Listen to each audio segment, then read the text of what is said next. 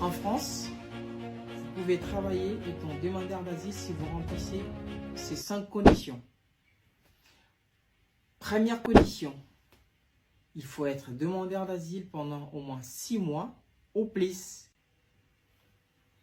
Deuxième condition, cherchez un employeur qui va être intéressé ou en concordance de votre projet professionnel pour vous recruter.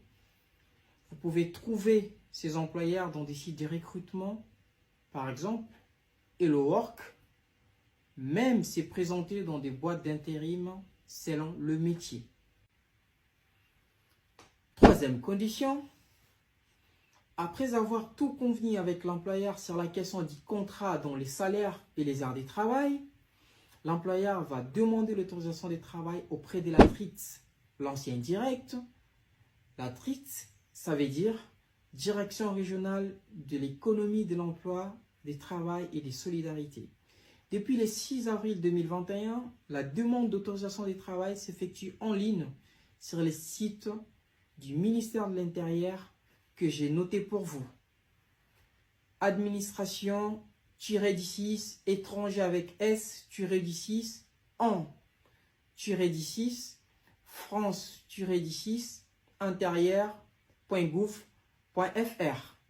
Quatrième condition, vérification importante à faire pour votre employeur avant de faire la demande d'autorisation de travail.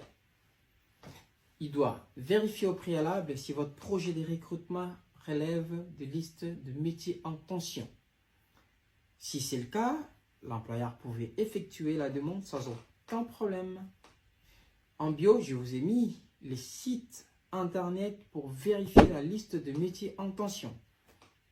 Si par exemple votre métier ne fait pas partie du métier en tension, n'ayez pas peur, il y a une solution pour vous. L'employeur, dans ce cas, devait publier votre offre d'emploi auprès du service public de l'emploi pendant au moins 3 semaines. Je dis bien pendant au moins 3 semaines, par exemple en Pôle emploi ou d'autres.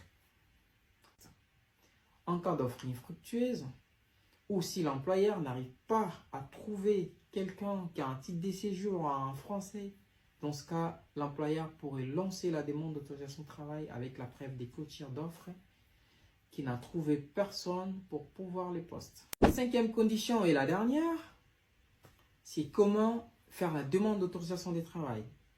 C'est simple, la demande se fait en ligne en 4 étapes. Première étape, c'est de remplir l'identité ou l'identification de l'entreprise. Deuxième étape, c'est la nature du recrutement envisagé. Pour notre cas, ça sera résident en France et demandeur d'asile. Troisième étape, identification du futur salarié. Dans ce cas, ça sera l'état civil de l'attestation du demandeur d'asile. Quatrième étape, c'est caractéristiques de l'emploi du contrat proposé. Je précise, entre CDI et CDD, c'est à votre employeur de décider parce que la nature du contrat concerne tout simplement la politique interne de l'entreprise. Et ça n'a rien à voir avec l'autorisation du travail. Ça, c'est un secret. Si vous voulez plus d'infos, suivez-moi dans les réseaux sociaux, likez et proposez-moi des sujets pour la prochaine vidéo.